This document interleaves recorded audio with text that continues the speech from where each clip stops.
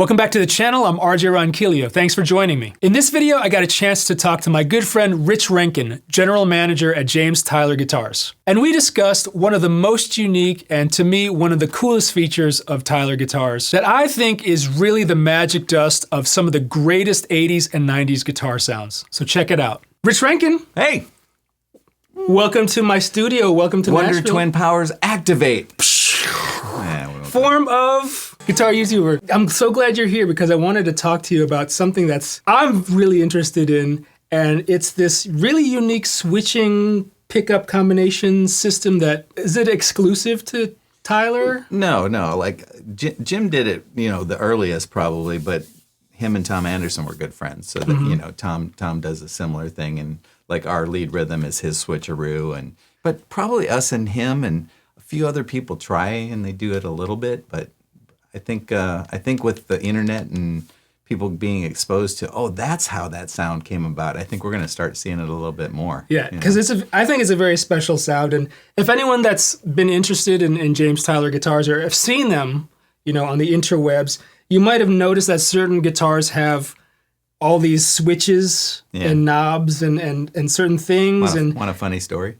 Yes. So a lot of I was out here taking Dan's guitar apart. Dan Huff's guitar, yeah. Right, to just kind of see what all was in there, to be dead sure. Jim was pretty sure, but I thought, you know what, let me just go make sure. And I was over at Joe Glazer's, and the door was behind me, and I had the guitar out, and the door opens, and I turn around, and it was Vince Gill, and I've met him once, so he recognized me. He's like, hey, and I'm like, what's up, Vince? And he immediately, without hesitation, goes, hey, is that one of those guitars with all those LA switches? So LA switches. So I was going to ask you, is there a certain name or nomenclature that you guys use for this switching system? Yes. What do you call it? Lead rhythm circuit.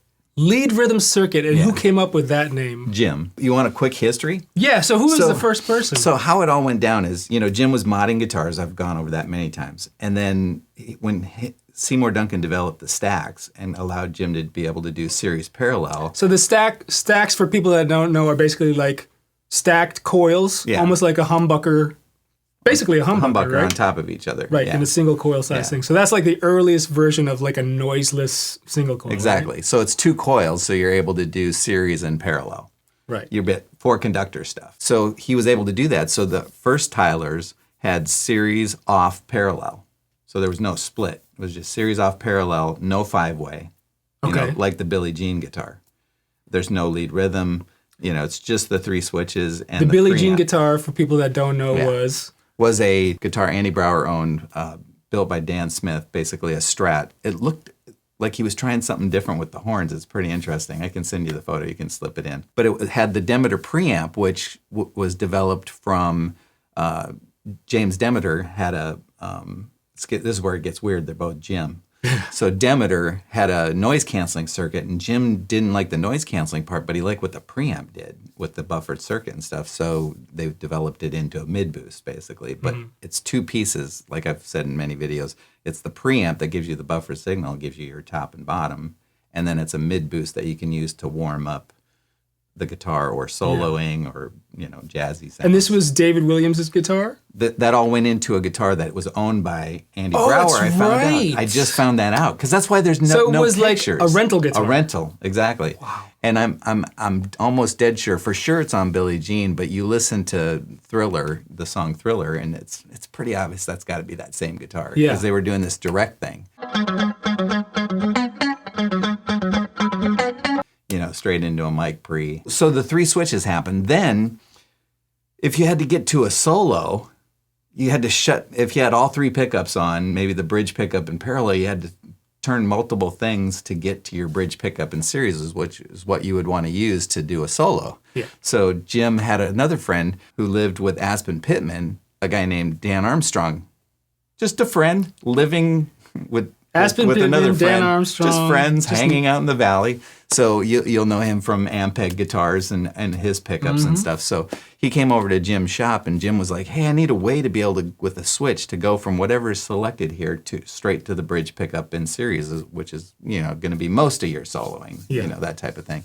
And Dan just thought about it, and here's what you need: a 4-pole double throw, because people ask, can I get it on a button? And you can't, because it's a huge switch. Okay. So Jim came up with that and the preamp, and then that just kind of became the lead rhythm circuit. So a Studio Elite, no HD, just Studio Elite, that's what this is, has a lead rhythm circuit. And then a Studio Elite HD, like you have, is just this, but without the lead rhythm. It's just, could have buttons or mid boost. Oh, okay. Yeah. So is this lead rhythm circuit, is this identical to what, like, say, Dan Huff has in his guitar, or he has a variation? A variation, because he doesn't have a lead rhythm switch, because he has a 5-way. He was one of, in fact, he probably said, that's why there's a tone crammed in there, which we just don't do, because you can use this as a tone, because as you roll it up, it rolls off the high end. So Dan's is a little different. His I mean, that came from just when Jim was just modding guitars before he kind of refined it into building. But no, this would be like what was in Mike Landau's Studio Elite, the Midnight one with the maple neck.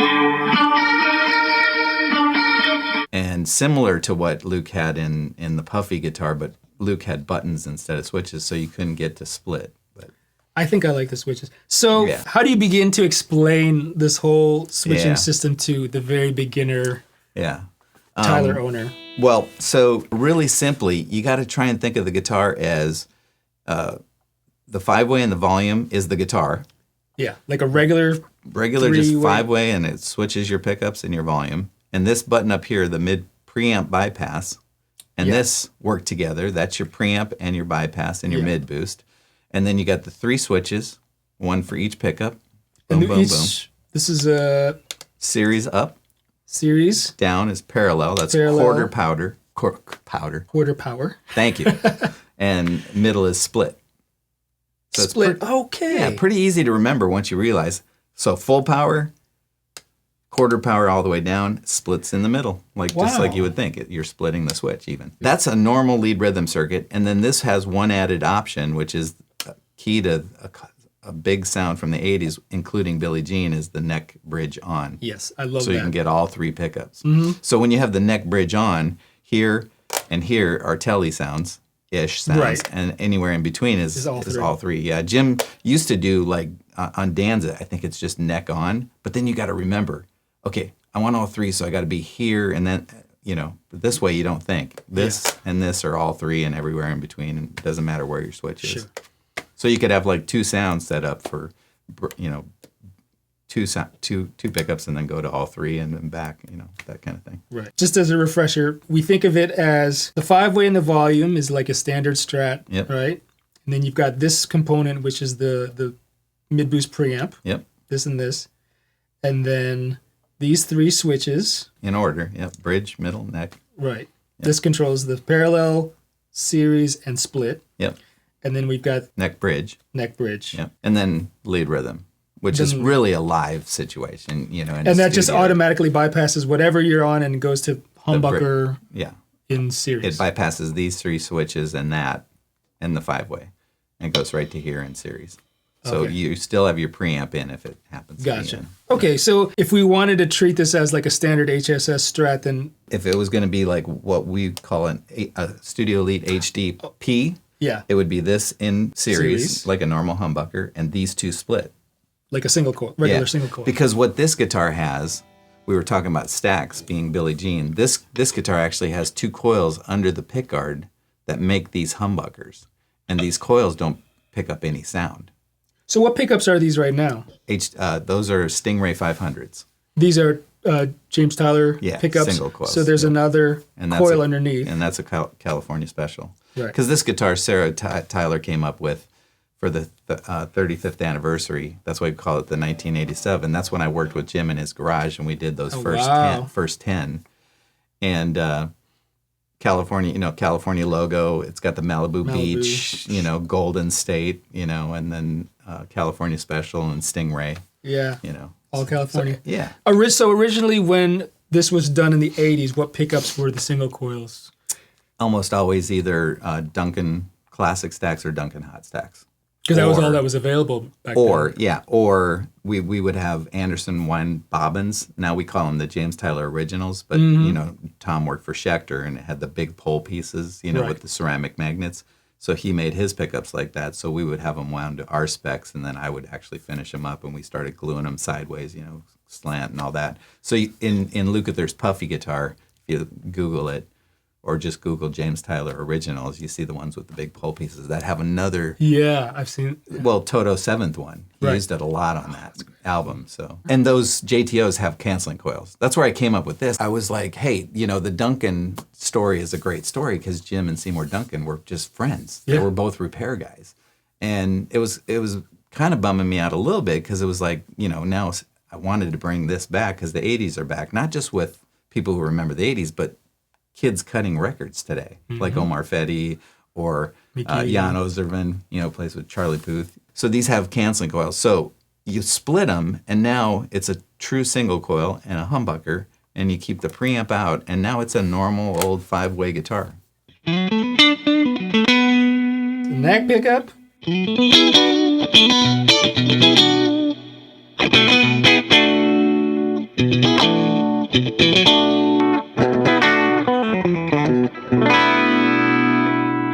Now, since we're right here, before we do anything, one of Dan Huff's sort of secret sauce weapons that I didn't even know about till recently, when we were doing videos with a guy named Sean Tynan, he was ripping the solo for "I'm a Believer," and I'm like, "Oh, dude, your bridge pickup is in parallel." And he looked at me like, "What? You don't know?" And I was like, He goes, "That's one of Dan's things. Is just the bridge pickup in parallel." And if you watch like the Mason video or whoever, he keeps saying split, and what he means is parallel. So right now I'm in series. Yeah. Parallel would be down all the way. And then add the preamp for the glass, and now you got. That's so crispy. Right? So like I'll See You in My Dreams, that opening. Okay, so the difference, let's hear the difference. The straight humbucker, like a standard series humbucker, compared to humbucker in parallel with the preamp. That got that top end sheen that like. And I always wondered what it was because it's super clean, but it didn't sound like a neck pickup or a combination. And it's like, oh. So I gotta add the Schmo. I mean, how great is that? It's kind of it freaked me out when Sean was doing that. I was like, what? Let's hear it with the, standard pair.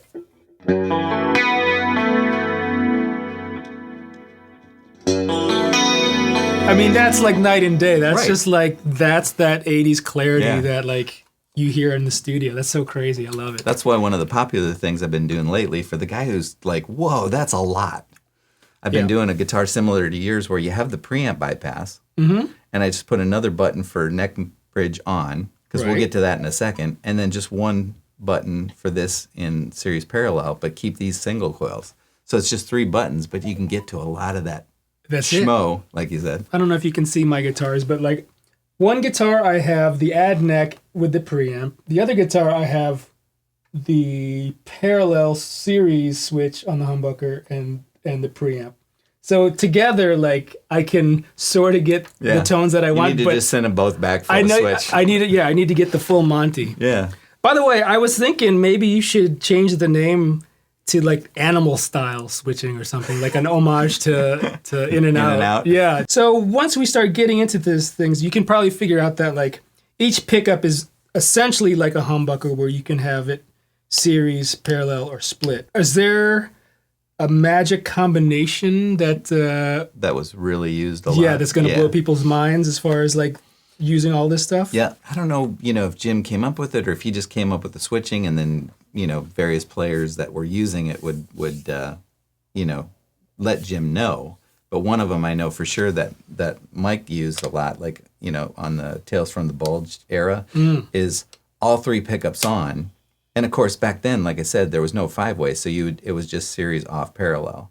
So one of the key, if you Google old Studio Elites, there was no pick guard. It was laid out this where you had the 3 switches and the lead rhythm circuit, and that was it. Okay. And the button. So there's just 4 switches and a button.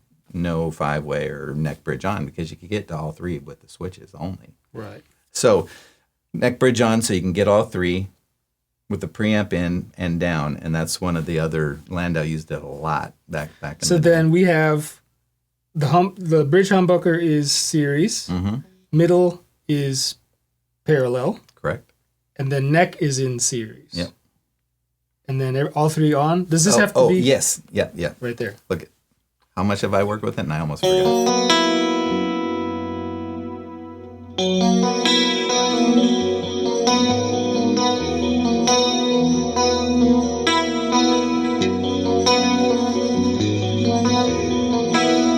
So, wow, that's great. Yeah, and you know, I mean, Mike used it. Dan talks about it a little bit. He goes, you know, he was talking about splitting the humbucker. And he goes, oh, and another great sound. He goes, you push this. I love the way Dan talks because he works with guitar like I engineer. I turn knobs till it sounds good. Yeah. But he said, oh, another great one, and he showed that basically all three pickups on, and this is that one, but another. Like play, and I'll switch the bridge pickup to parallel as you're playing.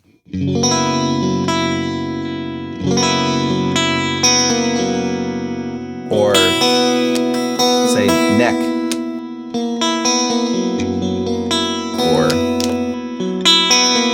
so it's all subtle variations on the same thing. It is, and what to me it plays around with the top end a lot, especially when you have the preamp on. But I hear it mostly on the bridge humbucker because when it's in series, it does sound like a regular humbucker, but relative to when it's in parallel, it just kind of like removes this blanket over, you know? Yeah, like exactly. you didn't even know, wow, it could sound that clear without being bright and harsh, you know, which is what I like and works great with the Schmo. Yep. The Schmo, of course, is what do you, like the rack enthusiasts of the 80s, I guess? Yeah. Call the animal style of effects, really. Right. You know, chorus, delay, tri-stereo chorus, stereo delay, reverb. Yeah, because, you know, the history was those session guys were trying to fit guitar into these, like, synth-based. The Fairlight and the synclavier and all that stuff. And it was like they were trying to fit guitar in. And that's kind of why it's coming back, is because you got these young guys that are programming tracks that are just thick. And guitar made a comeback.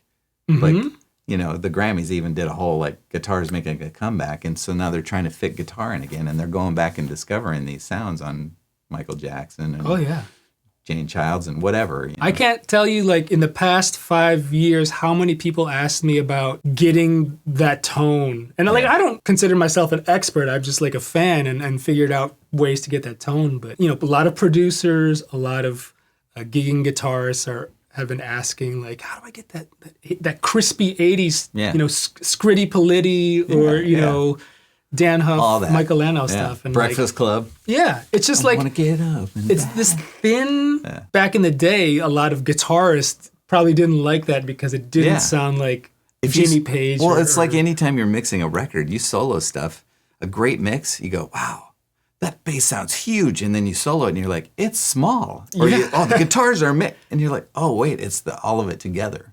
Yeah, you know, it's the sum of all the stuff. Yeah. Another one fun thing we could do real quick is just A/B. Yes. What somebody would do is they go, I don't know about all that. I just use my Strat. You know, I'm just going to use I don't need the preamp. I don't want all three pickups. Yeah. Let's just split these. So no preamp. Okay. And then just normal old Strat. You know. But do your, like, Schmo. Oh, the Schmoing? Yeah. The Schmoing? Yeah. And show the difference. It's good, right? But so many, like Jan Ozervan, he was like, but it's not fully that thing that I'm hearing on those records, so do that. Now, we'll do just those two with the series parallel and the preamp. There's like a top end or like a high harmonic that comes out or something. Exactly. And even we should do it one at a time. Sure. Okay, so here's that. So this is what? Just a normal Strat, position 4. Now just the preamp, you hear that? Yeah, it's just like hi-fi. Then series parallel, it does this hollowing out. Yeah. And then if you add the bridge pickup in, and now you get adds that. It's like you said, it's comb filtering and stuff. You know, it's almost like using switches for EQ. Yes. And in the studio, what you would do, this is like a great go-to sound, but you might be doing the track and just go, you know what? That sounds better in this track. Or, oh, let me do series parallel this way. And it's all subtle, but that might fit in the track better. My concern now, I'm thinking about, is like, I wonder how many times they were just kind of flipping switches, not knowing the setting, tracking, and then having to come back to like overdub and not remember the setting. Like, that could be an issue. It's almost like you got to take a picture every time. That's good. One thing we didn't go over is that's the straight to humbucker switch. So if I'm like all in the Schmo, and I flip this way? Yep, up. And you're just a bridge pickup in series.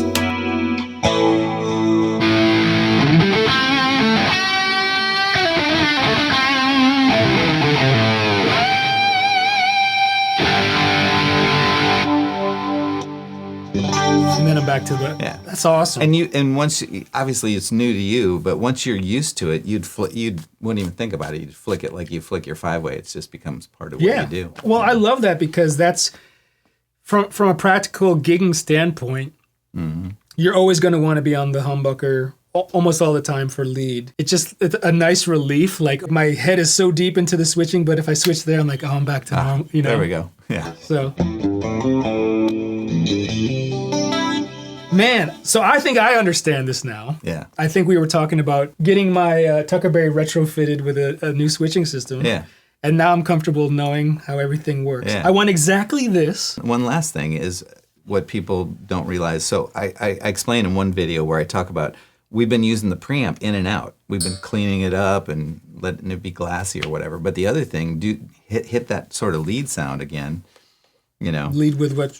Yeah. So bridge pickup. So your lead sound. The other key thing is rolling this up. Oh yeah. Right. So makes the notes round. Yeah. Especially the high notes. So right? So go to a straight up clean sound. It almost gets too dark, right? Down. On the bridge pickup. Yep. But when you're on that ripping sound, you roll, it just keeps those notes fat. And I was just with Dan the other day, and he was showing that to Gordon Kennedy, because Gordon Kennedy just got his first Tyler. He plays with Garth Brooks, but just Google him. The guy's a legend, and his dad was even more of a legend. You know, Pretty Woman riff. Oh yeah, that's right. Stuff like that. But Dan was showing him that, because another thing, like the opening solo to "I'm a Believer," if you Google Dan Huff or whatever, for those that don't know. Giant. You got to check out his band, Giant.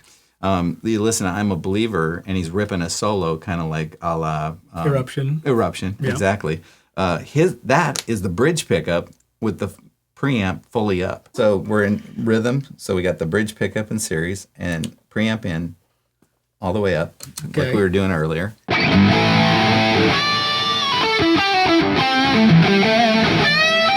Now you switch the bridge pickup to parallel.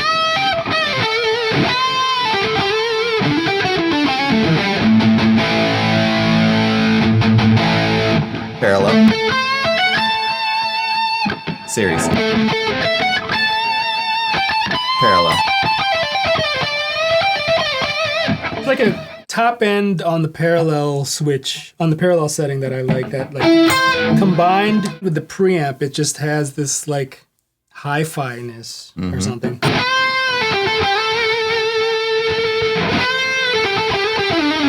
Both great sounds. Yeah. It's like now you have a palette of two rather than that's just your go-to.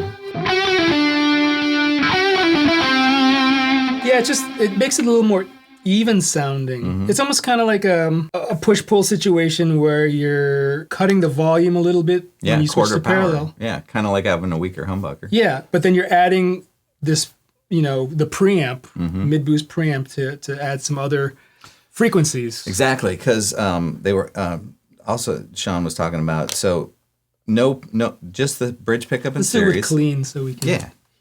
Bridge pickup in series. Or parallel and add just a bit of mid boost.